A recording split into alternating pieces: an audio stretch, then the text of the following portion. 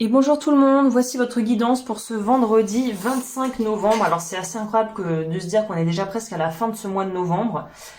Ça passe vite, hein. On va voir ensemble et découvrir les cartes et on complémentera avec mes oracles. Pour vendredi, au-delà de l'ordinaire. Ah, dis donc, ça donne envie déjà ça. La citrine. J'ai l'impression que c'est axé pro. La maison 11 qui est en rapport avec les versos, les amis, les groupes, les aspirations et les projets qu'on s'est fixés. Donc c'est un petit peu cette notion de, en gros, faire un petit checkpoint, de faire déjà un peu le bilan de peut-être ces 2 premières semaines de lancement de projet ou d'initiation de changement, que ça soit dans votre vie personnelle ou professionnelle, peut-être en ayant changé d'habitude de vie, d'alimentation, de vie, d'hygiène de vie, je sais pas. Mais il y a vraiment une notion, encore une fois, avec ces coloris très ombrés, orangés. Alors c'est intéressant parce que je vous partage, là il y a ma machine, peut-être que vous n'entendez pas, mais qui vient de se lancer. Donc il y a une idée ici d'initiation ou de grand ménage qui est vraiment en train d'arriver à son apogée, et on est vraiment dans une énergie ici de vision où on peut commencer à dénouer les nœuds et à voir un peu plus long terme. Parce que jusqu'à présent, les 2 premières semaines, là ça a été, les 2 semaines de novembre précédentes, là j'ai l'impression que c'était un peu, on nous a mis dans une forme de flou artistique, mais c'était, j'ai l'impression, un peu comme si c'était nécessaire. Là, il y a une visibilité et c'est comme si le brouillard petit à petit se retire ici.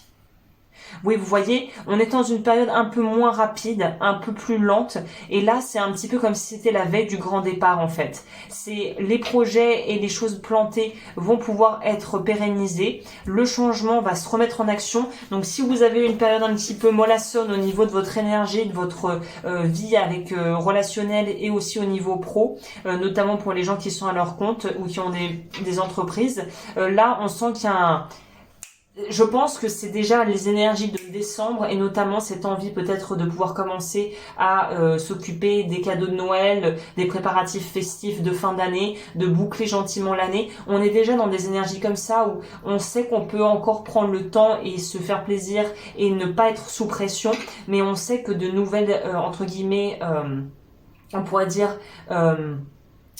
actions et de nouvelles choses sont en train de s'enclencher. Donc ça s'enclenche, on n'y est pas encore, mais on sait que le top de part c'est pour bientôt.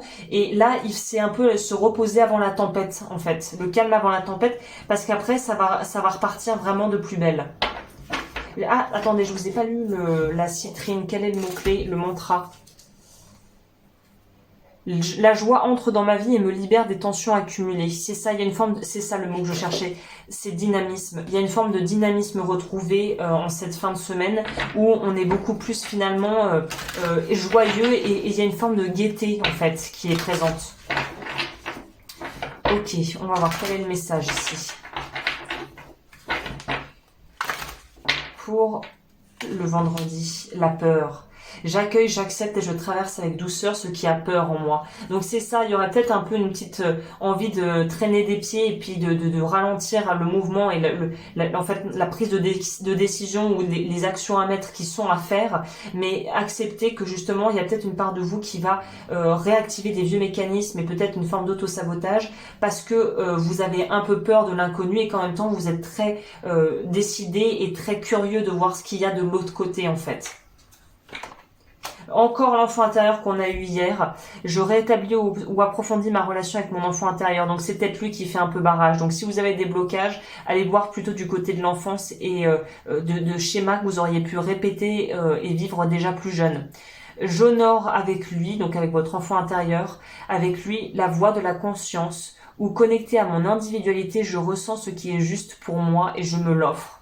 Et j'accepte d'avoir peur sans pour autant que ça m'arrête. La peur ne doit pas vous arrêter. Ça doit juste être un indicateur qu'il y a quelque chose qui a besoin d'être soit accueilli, soit on va dire soulagé ou réconforté. Mais c'est pas forcément un indicateur qu'on est sur la mauvaise voie. Peut-être même que c'est un indicateur qu'on est sur la bonne voie et que les réticences et les blocages qu'on a sont liés à ce besoin d'évoluer entre guillemets de niveau de conscience par rapport à ce que l'on vit. Ok. Est-ce que je peux avoir un complément du coup pour ce vendredi? On a la rhodochrosite. Soyez bienveillant envers vous-même. Vous avez subi beaucoup d'épreuves et vous avez besoin de temps pour guérir et vous rétablir. Sachant qu'on sait déjà que la suite du programme est déjà lancée en fait. Donc là, ne partez peut-être pas dans une vague de panique en vous disant mon Dieu, j'ai pas encore tout réglé, il y a déjà d'autres choses à régler. C'est prenez les choses dans l'ordre et en fait traitez les problèmes les uns après les autres, mais vraiment regardez déjà directement ce qui réveille et ce qui éveille en vous le plus de réticence, parce que ça va vous indiquer vraiment sur finalement quels sont peut-être vos désirs cachés que vous n'osez pas vous admettre, que vous n'osez pas assumer. Ça pourrait nous dire ça. Voilà, bah écoutez, pour ce vendredi, j'ai tout dit. Je reviens demain pour votre guidance du samedi. Si vous aimez ce que je fais et que vous aimez aussi les bijoux que je porte, vous pouvez regarder tout ce que je propose sur mon site lodufeu.com et je vous dis à demain pour la guidance du samedi 26.